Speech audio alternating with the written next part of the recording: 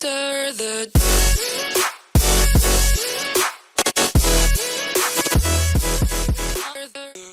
Hello guys, it is I, Freeze700. We are back with some Warhammer 40K lore. This time, we are talking about the Aurora Space Marine chapter. Woohoo! Immediately, the first thing about this chapter I'm going to say is that they are similar to White Scars to some extent, in the sense that they only use vehicles, but there's a difference. The White Scars use like motorbikes, some that's fast, some that can get to places. They don't really like to use Predator tanks unless the Predator tank's been modified to be super fast. These guys are from the Ultramarines. They actually take a more versatile role to the whole using of vehicles. In fact, all they use are tanks. So of course the White Scars aren't exactly going to be using tanks unless the situation needs it. These guys use tanks for everything. Literally fucking everything. So far, every campaign we've ever seen them partake in, yeah, they always end up crushing the battle and just giving the Imperium a victory. But usually it's because they deploy such a massive amount of tanks that no way in hell anyone could deal with it. Now, speaking about the tanks, let's talk about the numbers. Now, this is where it gets a little tricky. So you see, they kind of existed before the Horus Heresy. So they were actually a special company of Space Marines who already had a obscene number of tanks and already were using massive amounts of tanks as a normal form of warfare. So with that being said, they kind of already existed. And back in 2nd edition and 3rd edition, it was kind of said that they had over 1,000 tanks. Well, that's kind of ridiculous. And if you remember my live stream, I was talking about how, like, I like that idea that they would have literally one tank for every Marine. But realistically, it's not feasible. It's not possible. Also, there's no way every Space Marine is an operator of the tank.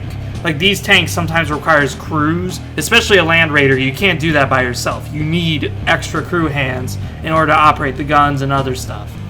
So, this is where you kind of need... there's no way in hell that they have this many tanks, essentially.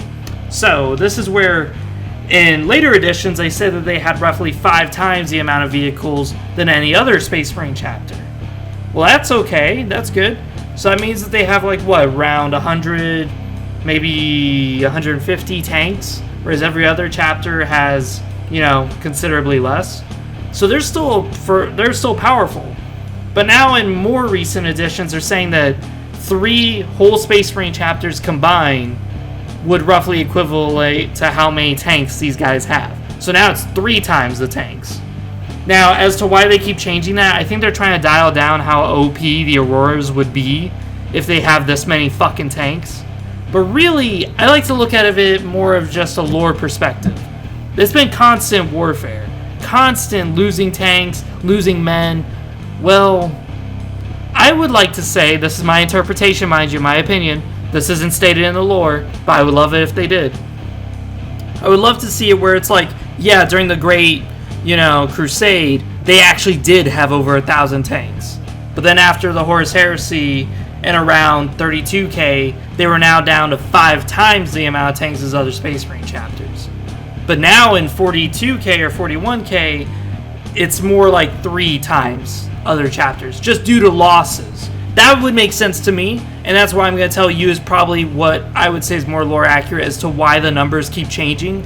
It's just because, one, GW is trying to dial down how ridiculous and OP they are, but also they're trying to incorporate that realism in it where it's like over time, after thousands of years of fighting, you're probably going to be losing tanks, even though their home world is a Forge world, and their home world is known as Firestorm. Now, Firestorm has the capabilities to manufacture more goods and more weapons for the Imperium than a few Forge worlds put together, which is very fucking impressive. Mind you, Armageddon was kind of like that type of Forge world, despite being ransacked 3 times. So this is a world that's similar to Armageddon, where it's able to just churn out massive amounts of numbers of vehicles.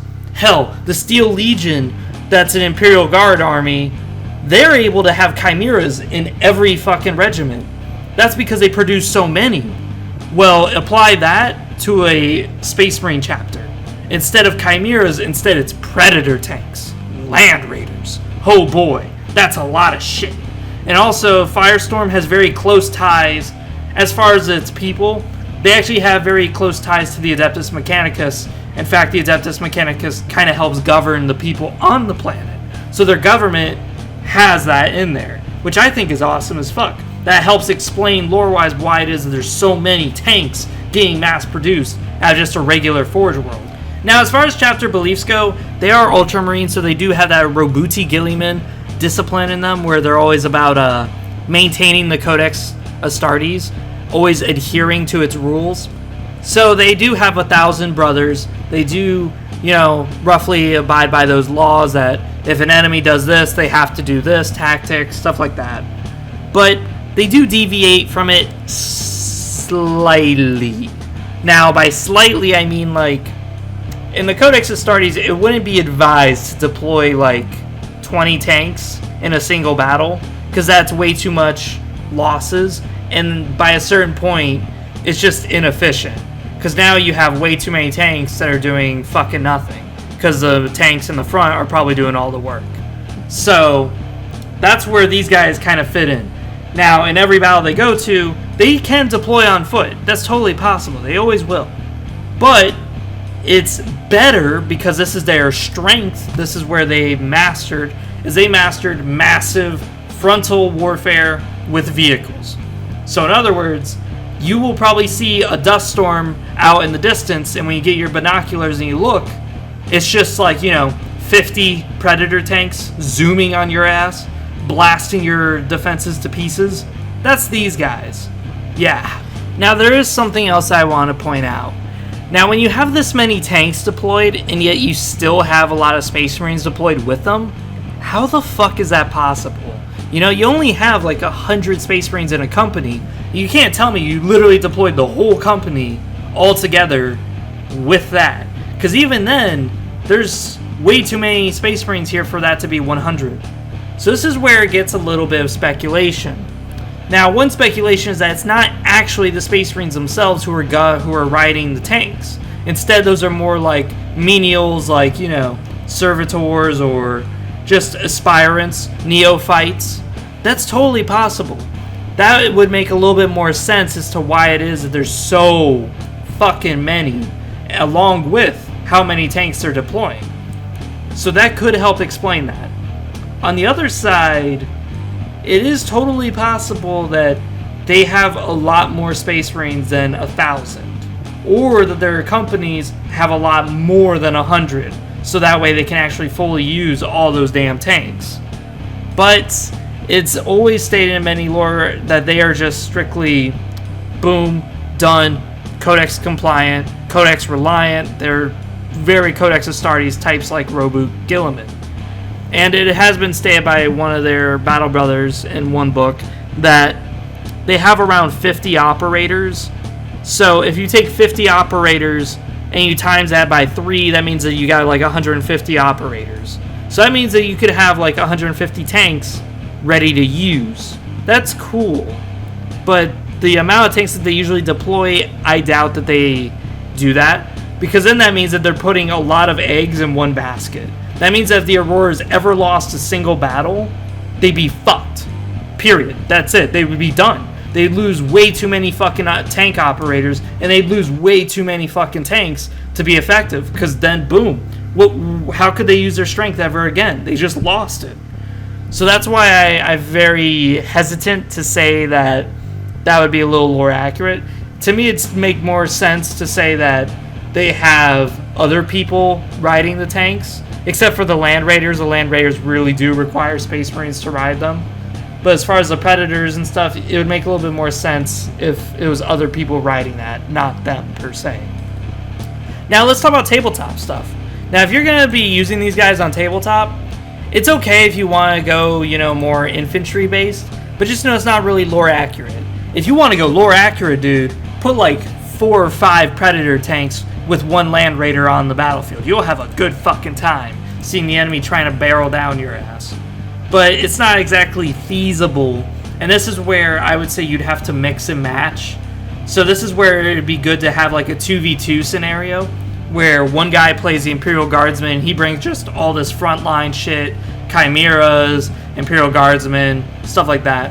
And then you play the Auroras, and all you do is bring straight up tanks. No dreadnoughts, none like that, just tanks. That way, any armor or anything that's really hard to kill, you would take care of it.